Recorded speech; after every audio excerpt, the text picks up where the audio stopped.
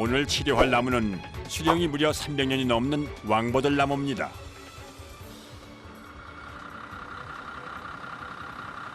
원장님 주시해주면 나무의 상태를 유심히 살피기 시작하는 이규범 나무의사. 모든 나무는 물을 좋아하지만 물이 이런 식으로 과다하게 고여 있으면 그 속에서는 숨을 쉴 수가 없어요. 그래서 이쪽으로 온 뿌리들이 죽으니까 이쪽으로 온 가지들이 죽은 거예요. 그렇게 지금 추정이 됩니다. 안타깝지만 죽은 가지는 이제 걷어내주고 상처 부위에 외과 치료를 해주고 그러면 건강하지는 않지만 장기적으로 사는데 치료를 하게 되면 잘 살 수 있을 것 같아요. 나무의사의 진단 결과 줄기에 난 상처 치료와 썩은 부위를 제거하는 외과 수술이 결정됐습니다. 아무쪼록 무탈하게 작업이 끝날 수 있기를 바라며 보호수 나무 아래 고사를 지내는 작업자들.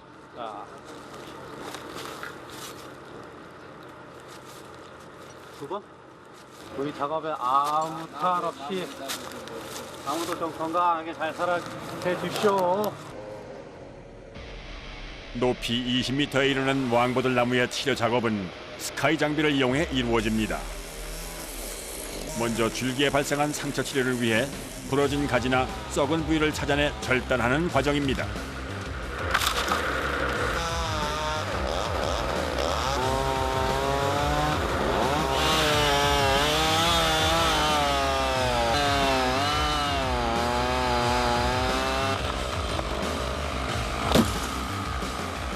이 죽은 가지는 별로 나무에 이제 도움이 되질 않아요. 제거를 해줘서 나무가 저쪽 살아있는 부분이 더 잘 살 수 있게끔. 네.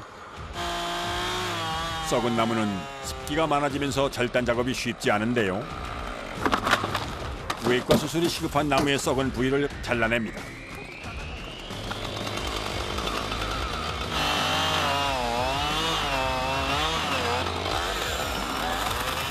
수백 년 된 거목은 줄기가 바닥을 향해 자랄 경우 지탱할 수 있는 힘이 부족해 제거해 주는 것이 좋은데요.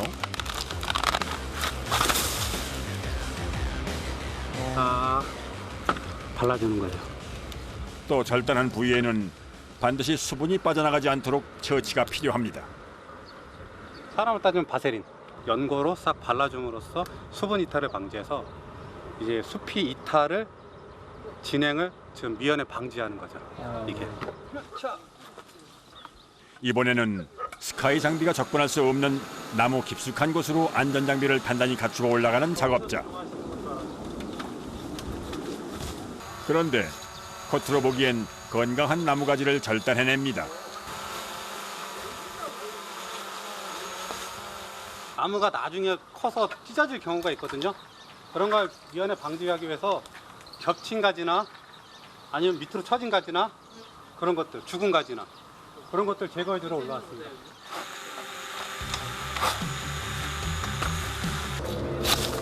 그리고 가지가 얽힌 상태로 자라다 보면 햇빛을 차단하기 때문에 꼭 필요한 작업입니다.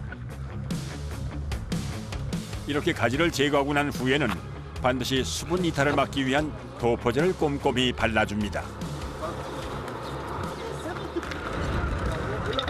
아니야, 기다리세요. 가지치기 과정이 끝나고 이제 외과 수술이 필요한 부위를 살펴가며 또 다른 작업을 이어갑니다. 여기도 돌이 있나 보다. 썩거나 상처가 깊은 나무는 단단히 굳게 되는데요. 때문에 제거하는 과정도 쉽지 않습니다.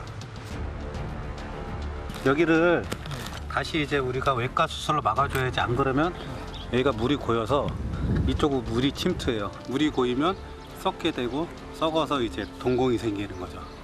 그럼 여기로 인해서 아까 보셨듯이 이쪽 구멍이 또 생겨버리고 여기도 이렇게 생기고 이쪽도 그렇게 생겨요.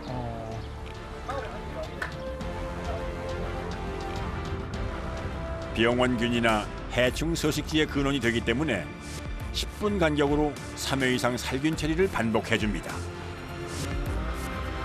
외과 수술은 총 7단계에 걸쳐 이루어지는데요. 부패부 제거를 하고 살균 처리하고 살충 처리, 방부 처리, 그 다음에 동공 충전하고 인공 수피하고 마지막으로 산화 방지 처리까지. 이렇게 상처 부위가 큰 거는 이 나무 스스로 덮기가 너무 힘들어요. 그렇기 때문에 저희가 여기를 물이 못 들어가게끔 인공적으로 인위적으로 좀 막아주고 그렇게 치료를 해주고 있는 거예요.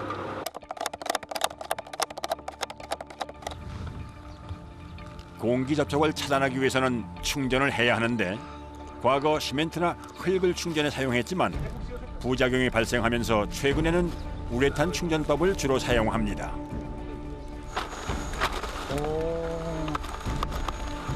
충전이 끝나고 나면 나무의 형태에 따라 우레탄을 다듬어 주는데요.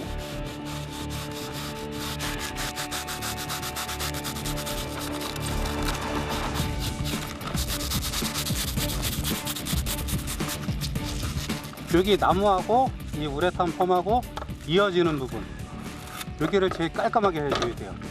그래야지 나중에 나무가 새살이 살살 잘 올라와서 이렇게 아무를 수 있게끔 해주는 거예요. 우레탄 충전은 공기 차단력은 좋지만 재질과 강도가 약한 단점이 있습니다. 때문에 반드시 2차 도포 작업이 이루어지는데요. 굴참나무 껍질 가루에 방수 처리 약품을 섞어 덮어줍니다. 나무 치료의 가장 중요한 부분이 수분 흡수를 최대한 막는 것인데요.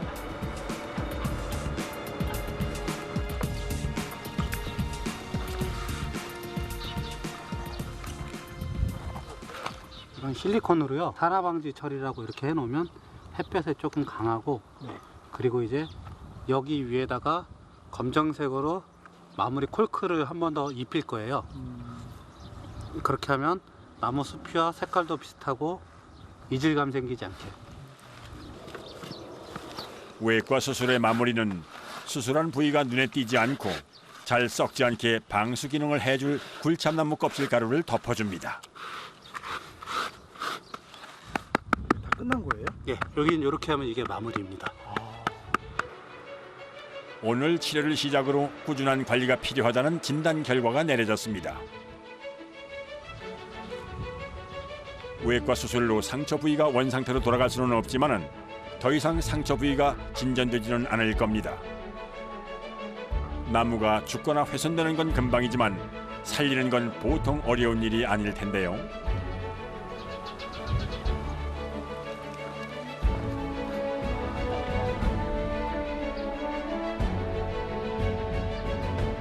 아프지 않게 잘 자라서 이 마을도 지켜주고 스스로도 좀 오래오래 살았으면 좋겠습니다. 충청북도 음성군의 한 마을. 이곳에도 오래된 나무 한 그루가 자리하고 있습니다. 여기서 다 하는 거죠. 여기 무슨 일 오신 거예요? 아, 예, 이거 나무 치료로 왔습니다. 나무 치료요? 예, 물풀의 나무. 네. 예, 요거 좀 치료로 왔습니다. 상처가 심해가지고. 겉으로 보기엔 초록빛깔의 울창한 나무가지들로 건강해 보이는데요. 대체 어떤 문제가 있는 걸까요? 좀 더 가까이에서 살펴보니 나무 표면에 구멍이 굉장히 많습니다. 상처의 원인이 궁금해지는데요.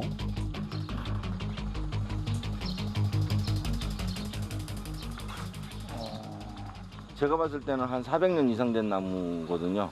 400년이요? 예, 이 마을의 역사하고 같이 된 걸로 생각을 합니다. 상처 부위가 이제 좀 오래되다 보니까 새가 파고 들어가서 좀 망가지고 그래서 그 보완하러 왔습니다.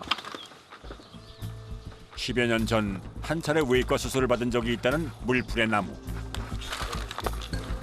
곳곳에 상처가 깊어지면서 재수술을 결정한 상태입니다.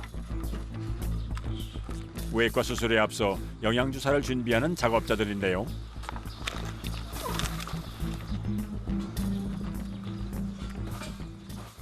파란색 나는 거는 식물 호르몬인 옥신이고요. 그다음에 질산칼슘, 질산칼륨, 황산마그네슘, 제린산칼륨, 염화철 등 6개 성분이 들어가 있습니다. 외과 수술 과정에서 부작용을 최대한 예방하고 나무에게 스트레스를 줄 수 있어 진정 효과를 주는 주사라고 하는데요. 잠시 나무가 안정되기를 기다려 봅니다.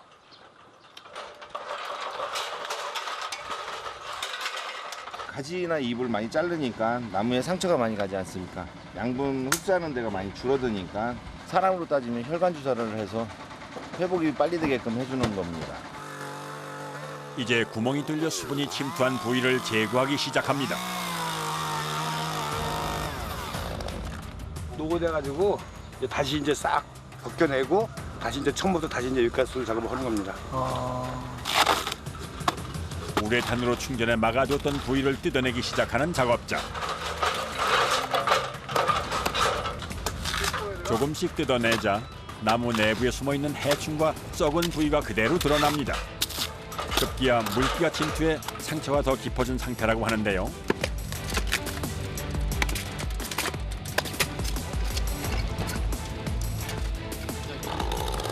이번에는 전기톱을 이용해 썩은 부위를 제거하기 시작합니다.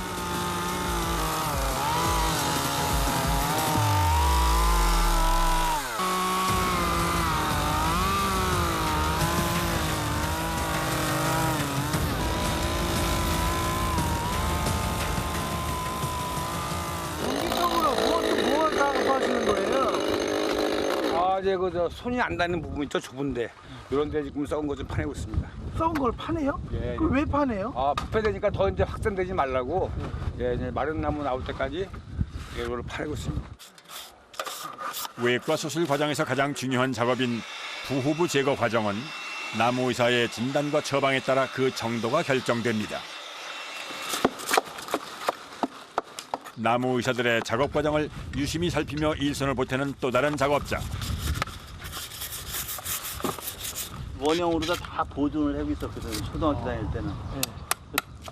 그래갖고서는 이 속 안에 이제 이 가운데만 구멍이 뚫려서 이 속 안에 들어와서 놀다가 나가고 여기 숨고 그런 기억이 있는데 마을에 제일 복판 제일 위에 원한 자리에서도 이렇게 크게 클 수 있다는 자체가 귀한 나무 같아요. 마을 주민들의 유년 시절 추억이 고스란히 남아있는 곳 때문에 모든 작업이 허투루 되질 않습니다.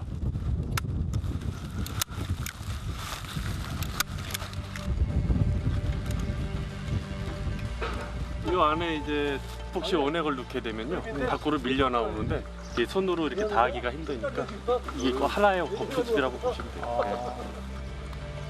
400년의 세월을 고스란히 품어온 나무의 원형을 그대로 되살리기 위한 작업 과정인데요.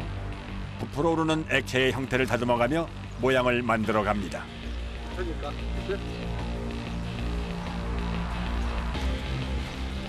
손으로 계속 잡고 있어야 되나 봐요. 여기 밖에서 이렇게 밀어주는 압력으로 이 나무 안쪽에 요철 부분까지 다 밀고 들어갈 수 있게끔. 붓고 누르는 과정을 반복하며 약 1시간에 걸쳐 상처난 부위를 감쪽같이 메웁니다. 나무의 외과 수술은 1970년대까지는 시멘트나 흙으로 충전하는 것이 고작이었는데요. 이후 시멘트 부작용이 알려지면서 우레탄 충전법이 널리 사용되기 시작했습니다. 하지만 우레탄 충전 후 표면이 약하고 물이 들어갈 위험이 있어 2차 방수 처리가 꼭 필요한데요. 방수를 하고 그다음에 인공 수피하고 산화 처리까지 할 예정입니다 오늘. 예, 그게 이제 우리 외과 수술의 과정입니다. 마무리 과정. 사다리를 타고 나무 위로 오르는 작업자. 이번에는 방수 처리를 위해 단단하게 굳은 우레탄 위에 에폭시 수지를 발라줍니다. 접착력이 좋고 조직 속에 깊숙이 스며드는 장점이 있지만 석유 화합물이기 때문에 작업 시 주의가 필요합니다.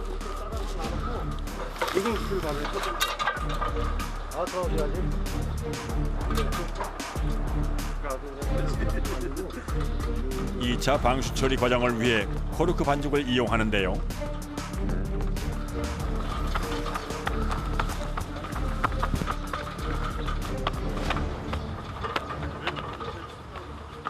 뭘 또 바르세요? 지금 인공 수피하는 과정입니다 이게. 인공 숲이요? 예. 우레탄이 얇잖아요. 이 인공 수피를 하게 되면 단단히 근데 말려면요. 그러면 이제 병해충, 그냥 벌레라든지 균이라든지 그걸 방지하기 위해서 지금 또 하는 작업입니다 이게. 잘 받아. 인공 수피 과정에 사용하는 굴참나무 가루에 에폭시 수지를 섞어 반죽한 것인데요. 이렇게 손으로 붙여줍니다. 이때 인공수피의 두께가 남아있는 나무 표면보다 5mm 밑으로 덮어져야 합니다. 왜냐하면 같은 위치까지 덮어줄 경우 인공수피가 밀리거나 뜨는 현상이 생길 수 있기 때문이죠. 때문에 치료 효과를 오랫동안 유지하기 위해선 높이 조절이 중요합니다.